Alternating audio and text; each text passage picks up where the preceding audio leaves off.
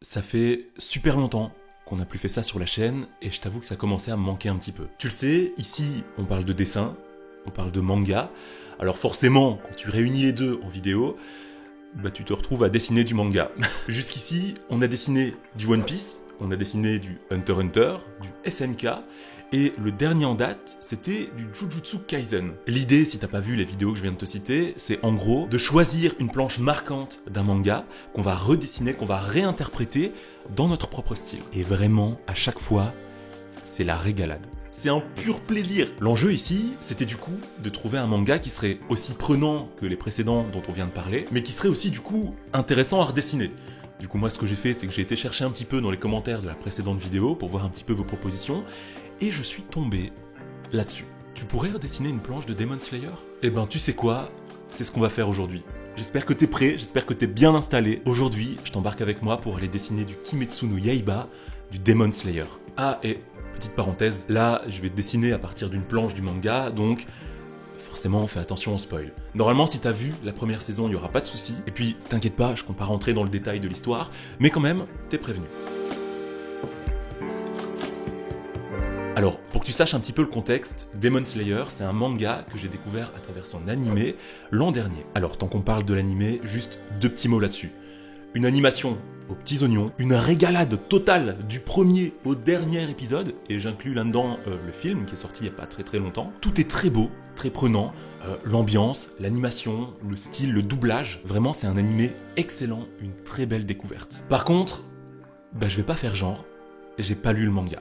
Pas encore. J'avais jusque-là absolument aucune idée du style de dessin de son auteur, du coup j'ai découvert ça à la suite du commentaire que je t'ai montré un peu plus tôt, et franchement, je m'attendais pas à ça. J'ai découvert un style de dessin très permissif, très sobre, qui va pas dans la surcharge de détails. On sent en fait qu'on va à l'essentiel avec le dessin de ce manga. Et tu sais quoi ? C'est parfait pour l'exercice d'aujourd'hui. C'est du pain béni. Un style de dessin qui est aussi sobre et aussi permissif, ça laisse forcément une belle marge à l'interprétation. On va pouvoir s'éclater là-dessus, on va pouvoir mettre du cœur dans le dessin. Avant de dessiner la planche, il va bien sûr falloir la choisir, la planche. Trouver un moment marquant dans Demon Slayer, ça va pas être bien compliqué, il y en a plein. Mais je dois être honnête, pour moi, il y en a un qui sort clairement du lot. En tout cas, dans sa version animée, parce que j'ai vu que l'animé jusqu'ici, je parle du combat Tanjiro vs Rui, la lune démoniaque. J'ai littéralement adoré ce combat. Les enjeux, l'animation, la musique. Mon dieu, la musique, elle était incroyable. Les confrontations d'idées, et puis cette fin en apothéose, avec Rui qui se fait littéralement trancher la tête, et puis Tanjiro qui utilise le feu contre son ennemi. Vraiment, c'était très intense. Du coup, c'est ce moment-là, c'est cette scène, l'entièreté de cette scène que je voulais redessiner à partir du manga. Sauf que bien sûr, le moment dont je te parle là, il est réparti sur 3 planches, et pas sur une seule. Et comme je voulais pas juste me contenter de dessiner la planche finale, le moment où Rui se fait couper la tête, sans y placer un peu de contexte, tu sais quoi, je te le dis, oui, j'ai triché. J'ai pris les cases qui m'intéressaient, je les ai réassemblées pour recréer une nouvelle scène, en fait pour recomposer la totalité de cette scène, et tout faire rentrer en une seule planche. Alors oui, elle est toute pétée ma planche, il n'y a aucun sens dans le dynamisme du truc, mais c'est l'idée qui va nous intéresser là, parce qu'on va la redessiner, on va essayer de faire ça bien. On va essayer, j'ai dit. Maintenant du coup qu'on l'a, cette fameuse planche, on peut se lancer dans le dessin.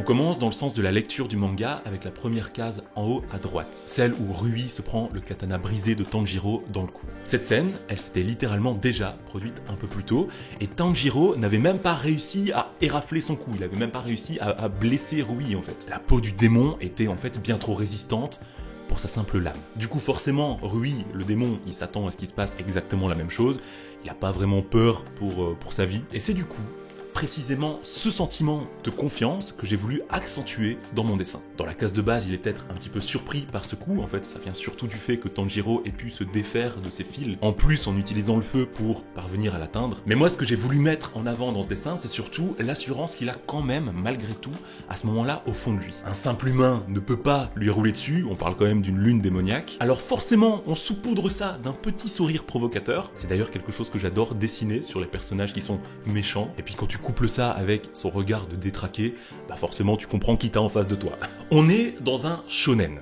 Ok, ne pas avoir peur du personnage principal, du héros du shonen, c'est une grave erreur. La case qui suit, c'est Rui, le démon, qui se rend compte en fait que cette attaque, elle était peut-être un tout petit peu plus puissante que la précédente. Là du coup, l'émotion qu'on doit ressentir quand on voit le personnage, c'est la surprise. C'est ce que j'ai essayé de représenter dans ma case en tout cas. Mais si je dois être honnête avec toi, c'est pas cette case qui va m'intéresser le plus dans cette planche, même si effectivement elle a son utilité. Dans cette scène, on a Tanjiro qui doit coûte que coûte tuer son ennemi, quitte à y laisser la vie. Il n'a qu'un seul coup, il a qu'une seule attaque comme occasion, alors forcément, il ne peut pas la manquer. La vie de sa sœur Nezuko est en jeu, ou plutôt son avenir, étant donné que Rui, le démon qui est en face de lui, a envie de voler sa sœur. Il a envie de voler Nezuko à Tanjiro pour en faire sa propre sœur, par la contrainte et par la force. Forcément, à ce moment-là, notre héros n'a pas d'autre choix que de se donner à 100%. Avec cette attaque, c'est tout ou rien.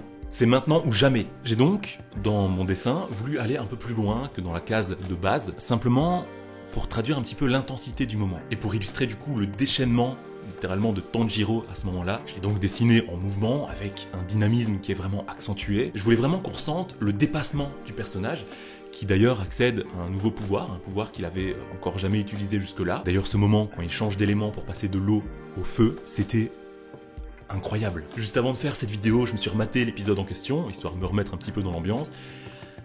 J'en ai encore des frissons. On arrive à la dernière case, le climax de cette scène, le moment en fait où Tanjiro parvient à découper la tête du démon qu'il a en face de lui, le moment où il parvient à libérer son pouvoir de la danse du feu. Et tu sais quoi ? Eh ben cette case, je me suis éclaté dessus, comme rarement je me suis éclaté sur un dessin. J'ai vraiment pris beaucoup de plaisir à redessiner cette scène. Et je vais pas t'en dire plus, je vais simplement te laisser découvrir la planche entière, terminée.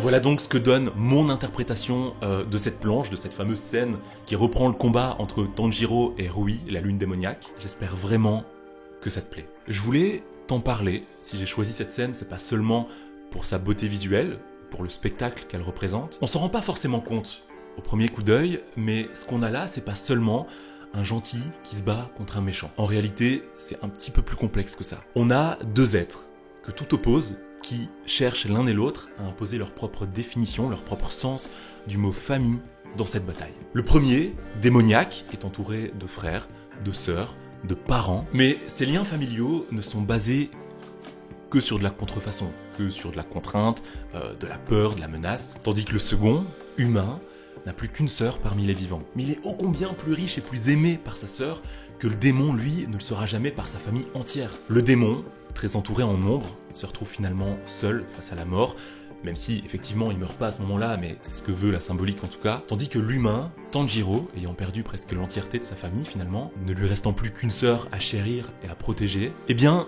triomphe de cette bataille aux côtés de Nezuko, sa sœur bien-aimée. C'est précisément pour cette opposition, qui s'applique à plusieurs niveaux, c'est pour cette symbolique que j'ai sélectionné cette planche. Je la trouve en fait bien plus profonde et bien plus lourde en sens que ce qu'on pourrait penser au premier regard. Voilà.